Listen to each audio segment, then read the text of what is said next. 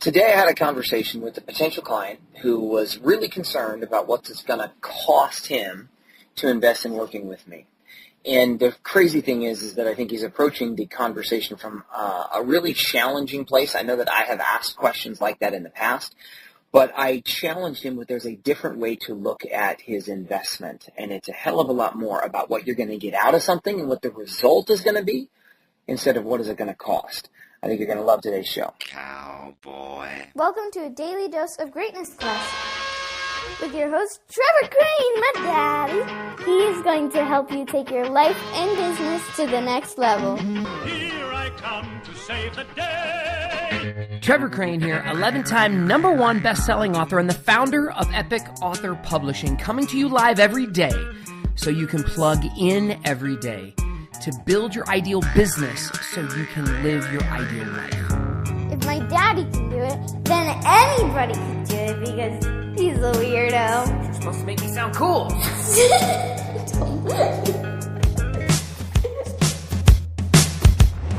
All right, welcome back. So cost and rewards. And I don't know about you, but I have done this. I have asked the question often about what's it going to cost, and I have often approached things in such a way where I'm trying to find the least amount of expense when I go get something. In fact, I do this all the time. I want to make sure I'm getting a good deal. But for those people who are living in abundance and have audacious results, that's not really the best way to ask questions. In fact, I shared with this new potential client of mine a story about how I just recently agreed to invest $35,000 into this new program. And if you just look at what's it's going to cost, my focus is on what's this going to take for me to go get the job done. How is it going to hurt me? I'm going to have to pay this money to go get this, to invest in something, whatever it is. And I think a much better approach is to flip the conversation. That's what I actually challenged this new friend of mine. Is I said, instead of looking at my program or any program as what it's going to cost you, that's really not the best way to do it. Like if you're going to go ahead and look at your a body that you want, let's say you want to, I'm not talking about you building a relationship with someone. I'm talking about the physical specimen that you want to become. The question is not about how much work it's going to take. It's like, what do you want? What's the end result? Because then if you set a big goal, it's probably going to be one that's going to challenge you. You're probably going to have to go through some cost in some way where it's going to cost you time, money, energy, and resources. The real question is, what is the result that you're going to get? And to get clear about the results that you want and whether or not whatever it is that you're buying, regardless of the cost, is going to go ahead and get you what you want. See, it's not the key question here is not what it's going to cost and not what it's going to take. It's what is the result that you want. And flip the conversation. When I'm looking to invest in something or buy something or hire a mentor or a coach or consultant or a program or a pair of shoes or a car, I'm trying to look at what's the result that I want out of it. And then I base my buying decision and my choices based on whether or not I'm going to get the result I want, if I'm happy with that result. Oftentimes, focusing on the result that you really want will adjust the way that you're going to go get it. If you get clear about what you want and why, then you can make a better decision about whether or not you should go ahead and start something or buy something or whatever it is. And I think this is really key. It's not the cost, it's the result.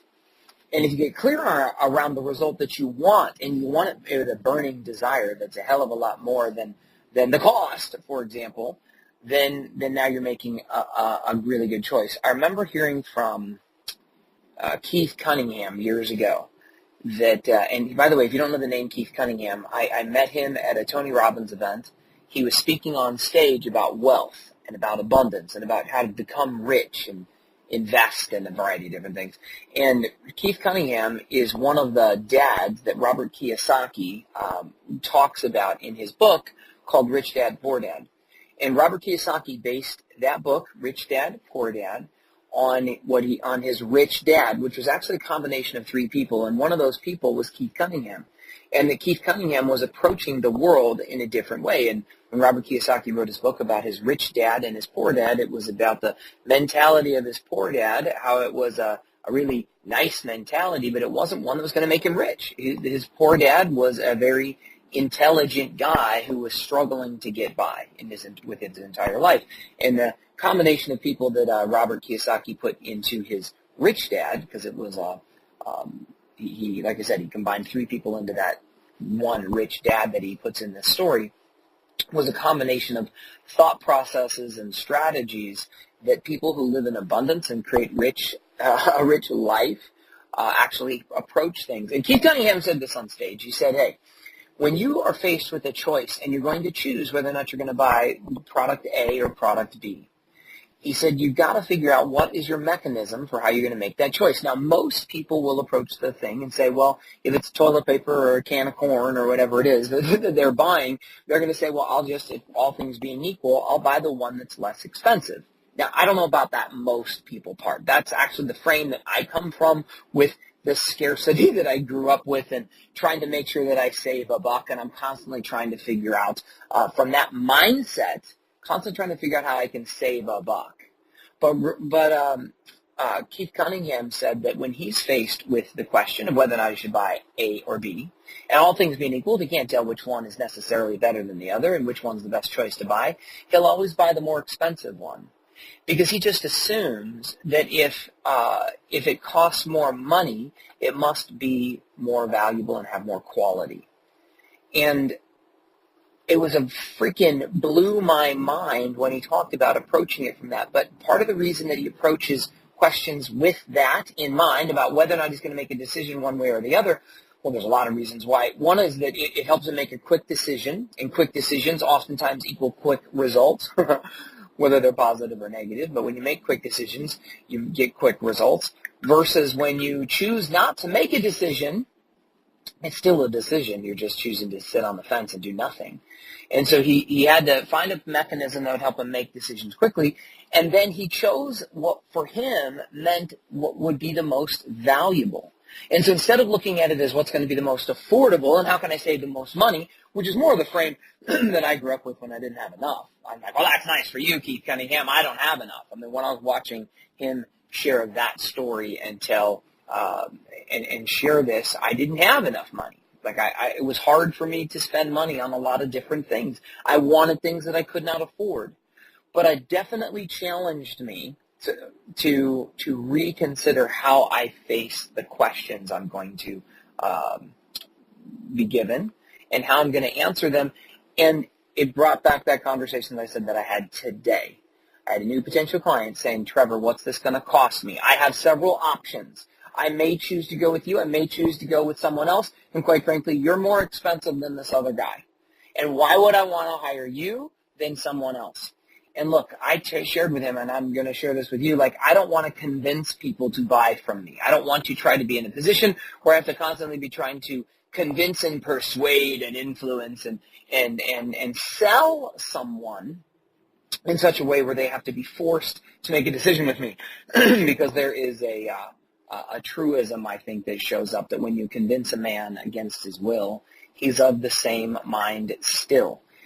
And so I don't want to convince someone. In fact, what I did is I reversed the question and I said, why would you, from what you understand about me and this other company, whoever it is that you're looking to hire, what's the distinction? Like, what are the differentiating factors? What are you going to get if you take my program versus this other guy's program? What's the result? And I will support you in that decision. Like, if you don't feel conviction and you don't feel congruent that you are going to create a phenomenal result with me, don't buy from me. And if you are not convinced that you're going to create a phenomenal result from working with this other company, then don't buy from them. Then do something else. Pick something that will give you a phenomenal result regardless of the cost. And hey, if you think the cost is going to be greater than what the reward that you're going to get, don't do it. Like, I'm not going to do it. But in this case, if you're looking to grow your business, write your book, become a best-selling author, and elevate your brand and increase your fees and get more speaking gigs, which are the things that he wanted, then I'm like, if you believe you can get those results with me, then you should buy from me. If you don't believe so, you should not get those things from me. So I would not approach the world as though, what's this going to cost me, but what are you going to get out of it? What's the result that you want? Get clarity around that. And then you can get really clear about some cool ways you can make that happen. Doesn't mean you should buy my stuff. or anybody's stuff. The real key here is, what do you want? And make sure that the things that you invest in, your time, money, energy, and resources and focus, are going to help you create those results. That's all I got for you today. If you like this episode, make sure you give me a thumbs up on iTunes and leave a nice comment, and maybe share this with somebody that you know, love, and care about, because I'm here every day doing a daily dose of Greatness Quest, which means bringing you some little tidbit that will help take your life and business to the next level. I can't wait to see you tomorrow. To get even more awesomeness, which means all my best stuff, download my app by texting Trevor to 36260. It will show up right on your cell phone. Just text message the word Trevor to 36260. Talk to you soon.